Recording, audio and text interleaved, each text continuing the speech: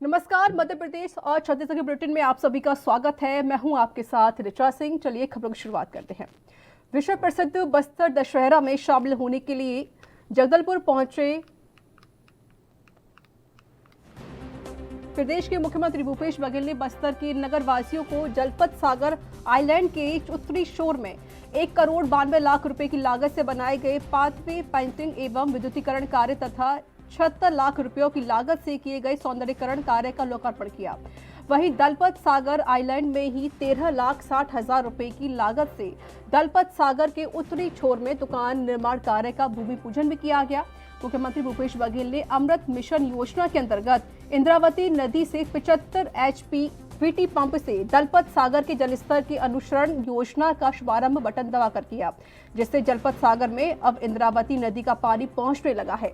आपको बता दें कि दलपत सागर को संरक्षित करने की दिशा में उठाए गए इस कदम के तहत इंद्रावती नदी के बहते साफ पानी को दलपत सागर में भरने की यह कवायद की गई है।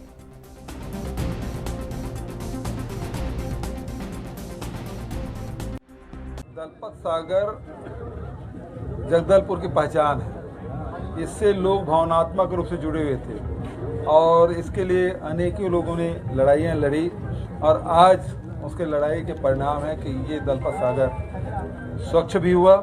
इंद्रावती का पानी भी यहाँ लाने की व्यवस्था हो गई है, हमेशा ये भरा रहेगा। बता दें कि 2021 विश्व प्रसिद्ध बस्तर दशहरा में शामिल होने के लिए जगदलपुर पहुंचे प्रदेश के मुख्यमंत्री भूपेश बघेल ने बस्तर के नगरवासियों को दलपत सागर आइलैंड में के उत्तरी छोर में 1,92,00,000 रुपए की लागत से बनाए गए पाथवे पेंटिंग एवं विद्युतीकरण कार्य का 76 लाख रुपए की लागत से किए गए सौंदर्यीकरण का यहाँ पर कार्य का शुभारंभ किया है, उसका लोकार्पण किया। और इसको लेकर भूपेश बघेल ने कहा कि छत्तीसगढ़ का इस तरीके से विकास होगा और इस तरीके से यहाँ पर छत्तीसगढ़ को आगे पहुंचाया जाएगा। तो यहाँ पर मुख्यमंत्री भूपेश बघेल ने छत्तीसगढ़ वासियों को एक बड़ी सौगात दी है।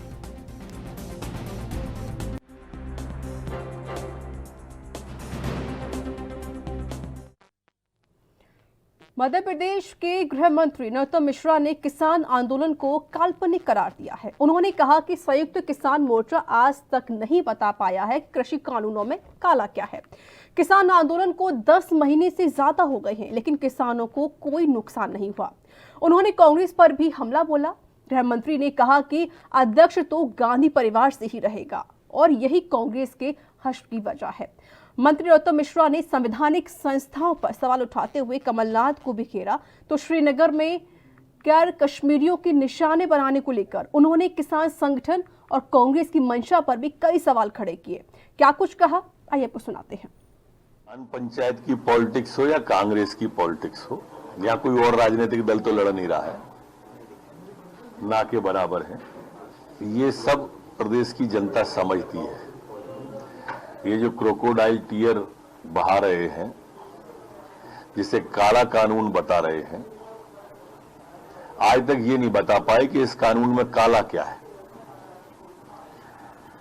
आंदोलन नहीं, वो जिद है।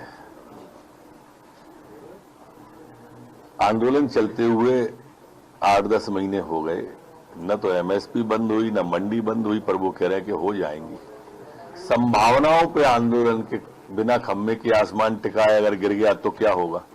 काल्पनिक। राहुल बाबा कोई चुनाव जीते या नहीं जीते, अमेठी जीते या ना जीते, पर कांग्रेस अध्यक्ष का चुनाव जीत जाएंगे, अपन को मालूम।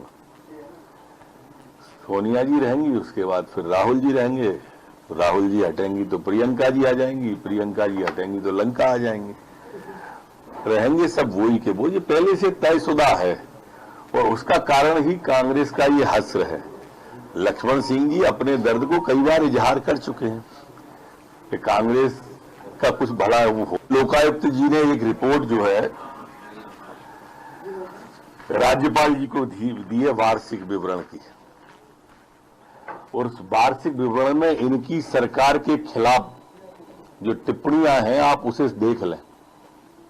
मेरी दतिया विधानसभा में भी 4-4, 5-5 कलेक्टर बदल दिए थे साल भर में। ये सब जांच के विषय है उसमें। और उस विवरण, वार्षिक विवरण को आप पढ़ लोगे तो समझ में आ जाएगा कि लोकायुक्त पर टिप्पणी क्यों की इनने। एक दूसरा, संवैधानिक संस्थाओं पर उंगली उठाना ये कांग्रेस का आदत है, शगल है। चुनाव हार जाएं तो चुनाव आयोग पे, केस हार जाएं तो न्यायपालिका पे, लोकायुक्त खिलाफ रिपोर्ट दे दे तो लोकायुक्त पे, सेना अगर घुस के मारे तो सेना पे सवाल। ये सिर्फ टुकड़े टुकड़े गैंग का समर्थन करते हैं, या जो चीज देश को तोड़ने में सहायक होती है, महान भारत को बदनाम भारत कहने में कम। बड़ी पीड़ादायी घटना है और उससे ज्यादा पीड़ा उन भाई बहनों की है जो लखीमपुर तो पहुंच जाते हैं, पर कश्मीर में जो हिंदुओं को चिन्हित कर करके मारा जा रहा है, आईडी देख के मारा जा रहा है, उन पे एक शब्द खेद का भी नहीं आ रहा है। बहुसंख्यक उनकी नजर में कभी कुछ रहे ही नहीं है। ये गांधी परिवार सिर्फ और सिर्फ राजनीति के लिए राजनीति कर रहा है। और यहाँ वक्त एक छोटे से ब्रेक का है, जल्द हाजिर होंगे।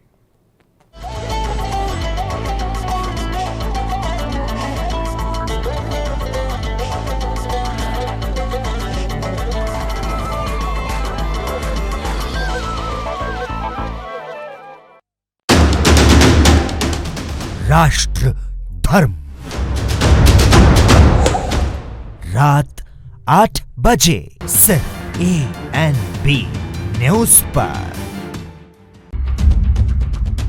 स्वागत है आपका 2021 के भव्य राष्ट्रीय आदिवासी नृत्य महोत्सव में। अब छत्तीसगढ़ की माटी में फिर से फैलेगी आदिवासी कला एवं संस्कृति की खुशबू। पारंपरिक वाद्य यंत्रों की धुन में झूमने को हो जाइए तैयार, क्योंकि भारत के विभिन्न प्रांतों और विश्व की विभिन्न मूल सभ्यताओं को संजोकर रखने वाले कलाकारों की बेहतरीन प्रस्तुति फिर से आपके मन मस्तिष्क को करेगी रोमांचित। छत्तीसगढ़ सरकार की मेजबानी में राजधानी रायपुर में 28 अक्टूबर 2021 से 30 अक्टूबर 2021 तक होगा भव्य राष्ट्रीय आदिवासी नृत्य समारोह।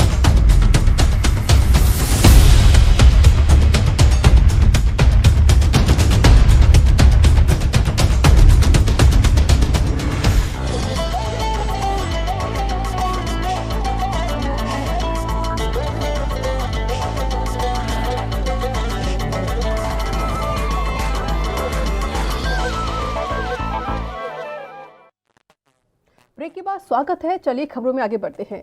छत्तीसगढ़ के अंबिकापुर मेडिकल कॉलेज अस्पताल में पिछले 3 दिनों से 7 नवजात बच्चों की मौत से हड़कंप मच गया है। वहीं इस पूरे मामले के सामने आने के बाद स्वास्थ्य मंत्री और स्थानीय विधायक TS सिंहदेव दिल्ली का दौरा छोड़कर अंबिकापुर वापस लौट आए हैं। वहीं सीएम भूपेश बघेल ने प्रभारी मंत्री शिव डहरिया को अंबिकापुर भेजा है। बीते शनिवार को 5 नवजातों की मौत हुई थी और रविवार को 2 नवजातों ने इलाज के दौरान दम तोड़ दिया। स्वास्थ्य मंत्री TS सिंहदेव देर शाम को अंबिकापुर के दरिमा एयरपोर्ट पहुंचे। वहां से सीधे मेडिकल कॉलेज अस्पताल पहुंचे, जहां उन्होंने SNCUI के व्यवस्था का जायजा लिया। वार्ड प्रभारी और अस्पताल प्रबंधन से चर्चा करके मौत के कारणों को जानने का प्रयास भी किया। सिंहदेव ने बिलासपुर और रायपुर से स्वास्थ्य विभाग की विशेष टीमों को अंबिकापुर पहुंचने का निर्देश जारी कर दिया था। मंत्री TS सिंहदेव ने जांच के आदेश भी दिए हैं। आदमी मान के चलता है कि यहाँ अगर हम आ रहे हैं तो कोई मरने के लिए ऐसा काम नहीं करेगा कि किसी की मृत्यु हो जाए। फिर भी कहीं अगर ऐसी लापरवाही हुई है तो जांच भी होगी। कुछ सुधार की जरूरत है तो अभी उसमें सुधार करने के लिए हम लोगों ने निर्देश दिया है कि उसमें और क्या हो सकता है, किस तरह घटनाएं आने वाले समय में ना हो, और जिसकी भी नेग्लिजेंसी है उसको। ये बात क्लियरली बताना चाहूँगी कि जो 5 डेथ जो बोल रहे हैं उसमें से 4 हमारे पास रेफरल आए हुए थे। उसमें से 3 तो ऐसे हैं कि 1 दिन का स्टे है उनका, मतलब 24 से 48 घंटे के बीच में रहे हैं हमारे। तो चलिए अब मध्य प्रदेश की खबरों का रुख कर लेते हैं। मध्य प्रदेश में उपचुनाव के लिए मची गहमा गहमी के बीच सोमवार सुबह कांग्रेस के वरिष्ठ नेता सज्जन सिंह वर्मा प्रदेश के गृह मंत्री नरोत्तम मिश्रा से मिलने उनके आवास पहुंचे।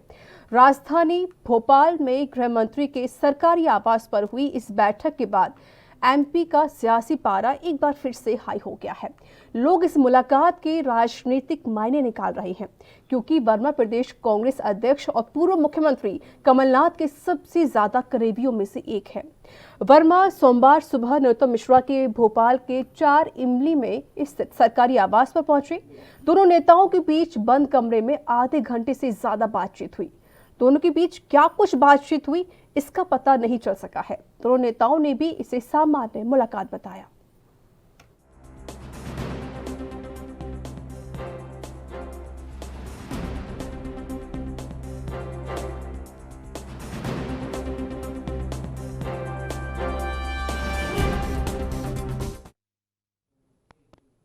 सतना की रैंगांव विधानसभा सीट की सभा का एक वीडियो वायरल हो रहा है। वीडियो में मध्य प्रदेश सरकार में मंत्री ब्रजेंद्र प्रताप सिंह मंच पर खड़ी महिला प्रत्याशी के बालों में अपना चश्मा तलाशते हुए नजर आ रहे हैं।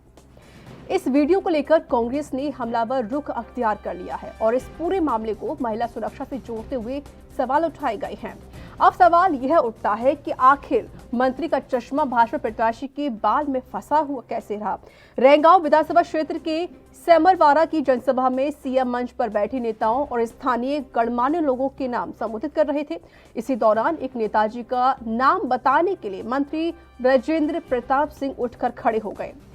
जब वह वापस अपनी सीट पर बैठने के लिए जा रहे थे तो सीएम के पास खड़ी महिला प्रत्याशी प्रतिमा बागड़ी के बालों में उनकी जेब में रखा चश्मा उलझ गया। वह बालों में उलझकर लटक गया। इसका ना तो मंत्री जी को आभास हुआ और ना ही प्रतिमा बागड़ी को एहसास हुआ कि उनके बालों में कोई चीज उलझी हुई है।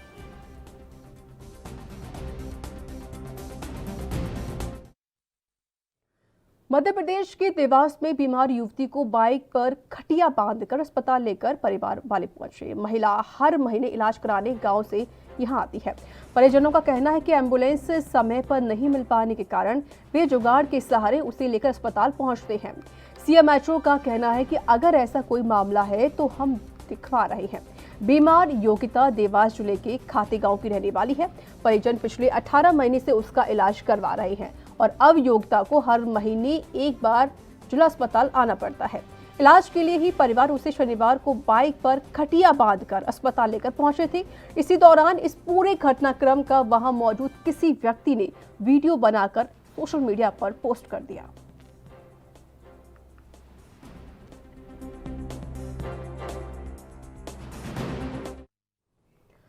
इंदौर के रेडियो कंट्रोल रूम में पदस्थ एक टीआई की ओर से खुदकुशी के करने मामले में सामने आए हैं। बताया जा रहा है कि वह सालों से हार्ट की बीमारी से जूझ रहा है। बीमारी के कारण वह अवसाद से भी ग्रसित थे। पुलिस ने शव को पोस्टमार्टम के लिए भेज दिया है। हालांकि पुलिस यह जांच की बात तो कर रही है कि आत्महत्या के पीछे कहीं कुछ और कोई कारण तो नहीं था। पुलिस के अनुसार जानकारी मिली है कि पिछले कुछ समय से राणा डिप्रेशन में थे और इसी के चलते उन्होंने यह कदम उठाया है। उन्हें 2002 से हार्ट की समस्या थी।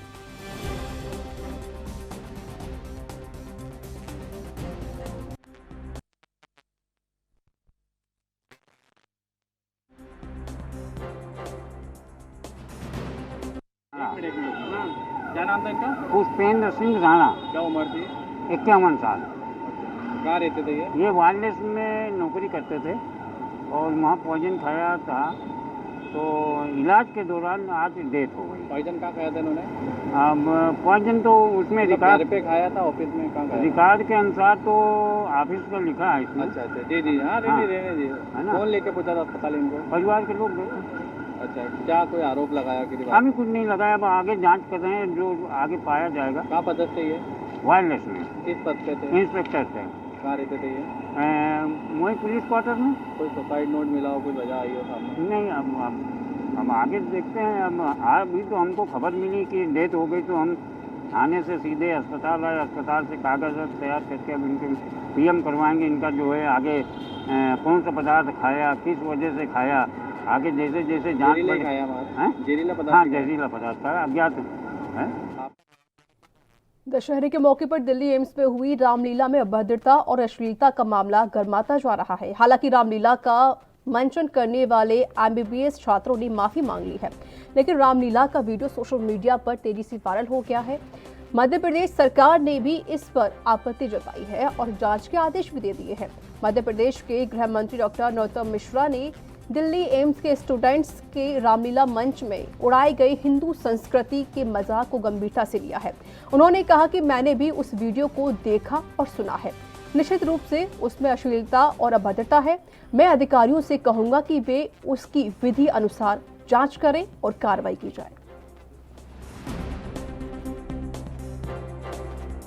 निश्चित रूप से अभद्रता, अश्लीलता मैंने भी उसे सुना और देखा है और मैं अधिकारियों को कहूंगा कि उसकी विधि सम्मत जांच करें और जांच करने के बाद अगर केस। और यहाँ वक्त एक छोटे से ब्रेक का हो चला है, जल्द हाजिर होंगे।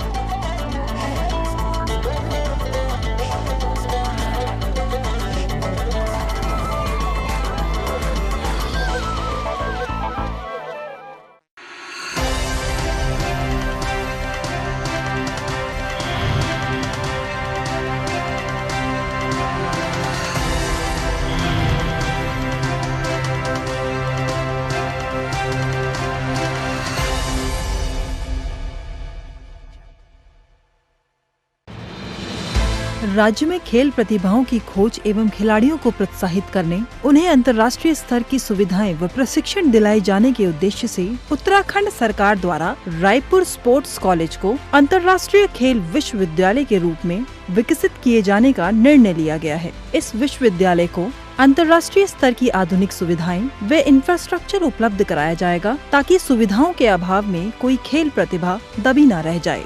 इसके साथ ही खिलाड़ियों को अंतर्राष्ट्रीय स्तर का प्रशिक्षण दिलाए जाने के लिए कुशल व अनुभवी प्रशिक्षक नियुक्त किए जाएंगे। उत्तराखंड सरकार खेल व खिलाड़ियों को लेकर बहुत सजग है, बहुत सराहनीय कार्य कर रही है। मैं हमारे मुख्यमंत्री श्री पुष्कर सिंह धामी जी का बहुत बहुत आभार व धन्यवाद प्रकट करता हूँ। मुख्यमंत्री श्री पुष्कर सिंह धामी के नेतृत्व वाली उत्तराखंड सरकार द्वारा राष्ट्रीय व अंतर्राष्ट्रीय खेलों में उत्कृष्ट प्रदर्शन करने वाले खिलाड़ियों को सम्मानित किए जाने के लिए पुरस्कार दिए जाने का प्रावधान भी किया गया है। पदक विजेता खिलाड़ियों को रोजगार के लिए पलायन न करना पड़े, उन्हें सरकारी नौकरी प्रदान किए जाने के लिए जरूरी प्रावधान किए जा रहे हैं। धामी सरकार उत्तराखंड राज्य में शिक्षा के साथ साथ खेलों व खिलाड़ियों को प्रोत्साहित करने के लिए दृढ़ संकल्पित है। वह दिन दूर नहीं जब राज्य के खिलाड़ी अंतर्राष्ट्रीय स्तर पर राज्य का नाम रोशन करेंगे। खेलों का आयोजन अब औपचारिकता नहीं, महापर्व होगा। उत्तराखंड के खिलाड़ियों पर कल पूरे भारत को गर्व होगा।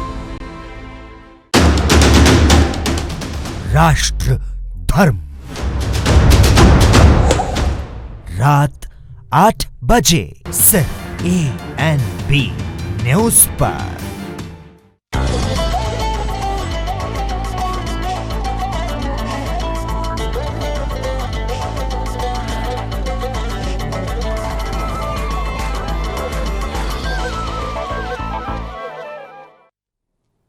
ब्रेक के बाद स्वागत है। चलिए खबरों में आगे बढ़ते हैं। रायपुर स्थित कुशाभाऊ ठाकरे पत्रकारिता विश्वविद्यालय में एक लड़की ने स्टूडेंट नेता को पीट दिया। इस घटना का एक वीडियो भी सामने आया है। वीडियो में लड़की युवक को थप्पड़ मारती हुई नजर आ रही है। युवक NSUI में पदाधिकारी है। खबर है कि लड़की भी NSUI से जुड़ी हुई है और एक अश्लील मैसेज वायरल होने की वजह से यह हालात बने। यूनिवर्सिटी सूत्रों ने बताया है कि निखिल नाम के NSUI पदाधिकारी ने लड़की के खिलाफ कुछ ऐसे मैसेज वायरल किए थे जिसमें उसके चरित्र को लेकर आपत्तिजनक टिप्पणी भी की गई थी।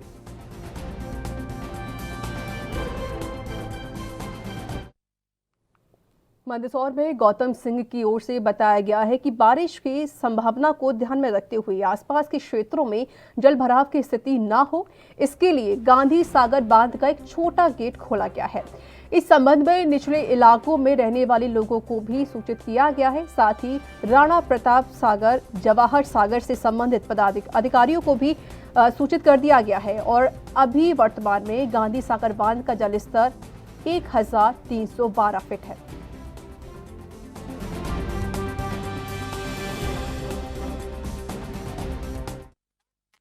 मध्य प्रदेश के दमोह जिले की पथरिया विधानसभा सीट से बसपा विधायक रामबाई का एक वीडियो सोशल मीडिया पर वायरल हो रहा है, जिसमें वो एक युवक को कॉलर पकड़कर ट्रेन के नीचे उतारती हुई नजर आ रही हैं। हालांकि यह पहला मौका नहीं है जब रामबाई का ये दबंग अंदाज देखने को मिला। इससे पहले भी उनकी दबंगई के कई वीडियो वायरल हो चुके हैं और वैसे भी ये वीडियो उनके विधानसभा क्षेत्र पथरिया के रेलवे प्लेटफॉर्म का बताया जा रहा है। पूरा मामला कुछ इस तरह से था कि संकट के चलते रेलवे ने तमाम गाड़ियां बंद कर दी थी और धीरे धीरे ट्रेन शुरू हो रही है, लेकिन रेलवे ने इस इलाके को भोपाल से जोड़ने वाली राजरानी एक्सप्रेस को शुरू नहीं किया था। हालांकि इसे शुरू करने की मांग लगातार उठ भी रही थी। शनिवार को जब एक बार फिर दमोह भोपाल राजरानी एक्सप्रेस शुरू हुई तो रामबाई देर रात अपने समर्थकों के साथ ट्रेन का स्वागत करने के लिए पहुंची। इस दौरान भाजपा कार्यकर्ता भी प्लेटफॉर्म पर थे और जैसे ही ट्रेन रुकी, भाजपा कार्यकर्ता ट्रेन के इंजन कंपार्टमेंट में चढ़ गए और ट्रेन स्टाफ का स्वागत करने लगे, लेकिन विधायक साहिबा ने नीचे रह गई। फिर क्या था, विधायक रामबाई ने दम लगाया और गेट से ऊपर चढ़ी, एक युवक की कॉलर पकड़कर उसे नीचे धकेल दिया।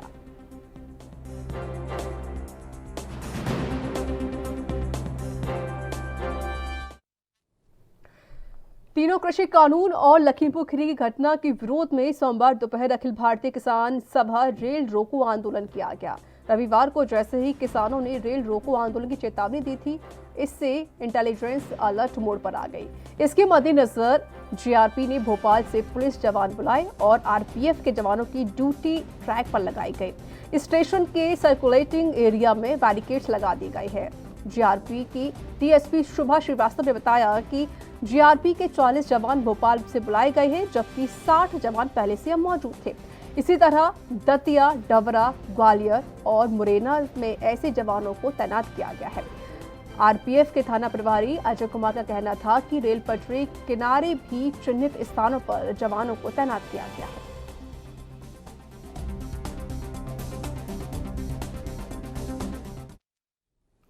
तो चलिए अब खबर मध्य प्रदेश से है, जहां मेहगांव में खाद को लेकर अब सहकारिता सचिव और एसडीएम के बीच विवाद शुरू हो गया है। एसडीएम खाद्य वितरण के सही आंकड़े न मिलने पर नाराजगी जाहिर की है। वहीं सचिव एसडीएम पर अभद्रता का आरोप लगा रहे हैं। दरअसल किसानों से मिल रही शिकायतों पर एसडीएम ने तहसील परिसर में सहकारी सचिवों सहित शाखा प्रबंधक की समीक्षा बैठक बुलाई, जिसमें खाद्य वितरण वेरिफिकेशन के लिए पीएसओ मशीन और स्टॉक रजिस्टर सहित खाद्य वितरण पंजी साथ में लाने को कहा गया है। एसडीएम ने सचिवों से खाद्य वितरण की पूरी जानकारी भी मांगी, लेकिन आंकड़ों में असमानता सिद्ध होने से पहले ही सचिव भड़क गए और शोर शराबा करके मीटिंग छोड़कर बाहर निकल गए। इसके बाद एसडीएम पर अभद्रता का आरोप लगाते हुए सचिवों ने थाना प्रभारी को आवेदन दिया। वहीं एसडीएम ने सचिवों के आरोप को झूठा बताया है। एसडीएम साहब ने कहा सोनी का फोन है वो खड़ा हो जाए, हम खड़े हो गए। मैंने कितना खाद उठाया, हमने कहा इतना खाद उठाया। बेयर हाउस उसकी जानकारी मांगी, बेयर हाउस ने कहा 63 कुंटल है। मैंने कहा 63 कुंटल नहीं है, टन नहीं है। मैंने कहा सर, मैंने की 18 टन है, तब हमको 9 टन खाद मिला है। मैंने कहा साले के वक्त में तो झूठ बोलता है। मैंने कहा क्यों, ये जलता है मैं थप्पड़ मारूंगा। ऐसे क्यों, मैनेजर कहाँ है? जोशी जी खड़े है, जोशी ने साहब ऐसे मैंने साहब परसों मिला है, बैंक से जानकारी नहीं आई। बैंक जानकारी पूरी रहती है और एक तारीख से जितना आरोप उठाया उसकी नहीं ऐसे नहीं, मैंने कल ताजी जानकारी मंगाई है। हाल में थप्पड़ मारूंगा, वजह करूंगा वो संस्था के सचिव कामगारों से की जानकारी और शाखा की जानकारी में अंतर होने से बहुत नाराजगी है और थप्पड़ मारने के लिए कहा। और संस्थाओं के सारी संस्थाओं को खाद मिल नहीं रहा है। कल 100 बोरी के 50 बोरी संस्था, पूरी संस्था कर्मचारी सब परेशान। पहले देखा कि जो उठाव रजिस्टर में है गोडाउन में, उससे कम बोल रहा है सोनी का जो सेक्रेटरी है, और उसका ब्रांच मैनेजर जो बोल रहा है उससे भी उसका आंकड़ा मिल नहीं रहा। तो किसी का आंकड़ा किसी से भी नहीं मिल रहा था। इससे सबसे दुख किसको पहुंचता है? किसान को पहुंचता है। तो हमने पूछताछ शुरू कर दी कि क्यों नहीं मिल रहा आंकड़ा। इस वजह से ये देख के इन्होंने क्या कर दिया कि बब्बर मचा दी कि एसडीएम साहब बदतमीजी से पेश कर रहे हैं, ये गाली दे रहे। वो मैं कभी गाली नहीं देता, मैं केरला से हूं, मुझे गाली आती भी नहीं है। हिंदी मैंने सीखा है, मुझे कोई गाली नहीं आती, मुझे वैसी वाली कोई गाली आती भी नहीं है। मैं यहाँ आके हिंदी ज्यादा बात करने लग गया हूँ और ये मैं पहला पोस्टिंग हूँ। ये चारा बना के सब उस मीटिंग से निकल आए। तो आज हमारे पास पता तो चलिए बात कर लेते हैं मौसम को लेकर। मध्य प्रदेश में एक बार फिर झमाझम बारिश का दौर शुरू हो गया है। पिछले 24 घंटे में 1 दर्जन से ज्यादा जिलों में मूसलाधार बारिश दर्ज की गई है। आज मध्य प्रदेश के मौसम विभाग ने 12 जिलों में गरज चमक के साथ भारी बारिश की चेतावनी भी जारी कर दी है और वहीं सभी संभागों में बारिश के साथ बिजली गिरने और चमकने की संभावना है। इसके चलते येलो अलर्ट भी जारी कर दिया गया है। मौसम विभाग का पूर्वानुमान है कि रीवा, सागर, ग्वालियर, भोपाल, चंबल संभागों में कई स्थानों पर बारिश के साथ बिजली गिरने और चमकने के चलते येलो अलर्ट जारी किया गया है। तो वहीं 30 से 40 किलोमीटर की रफ्तार से हवा चलने की संभावना भी है। इसके अलावा सभी संभागों में बारिश के आसार हैं।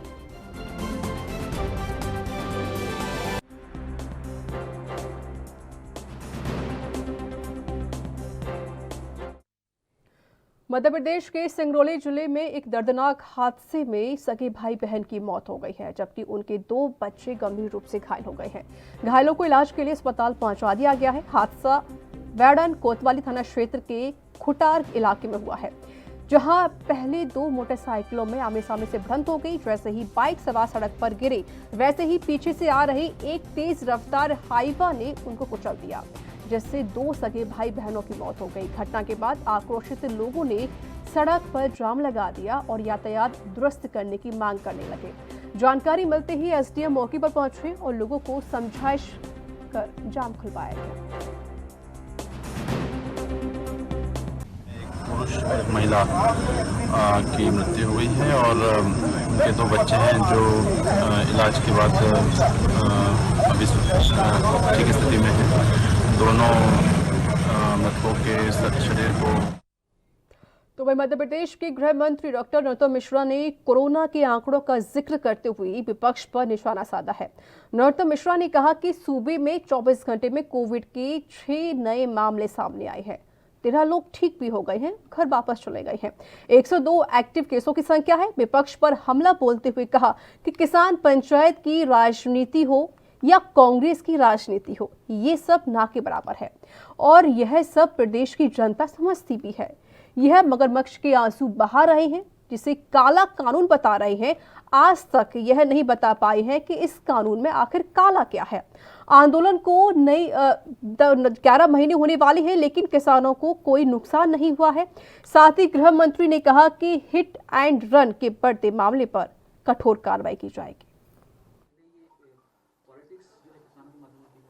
ये किसान पंचायत की पॉलिटिक्स हो या कांग्रेस की पॉलिटिक्स हो, यहाँ कोई और राजनीतिक दल तो लड़ नहीं रहा है, ना के बराबर है।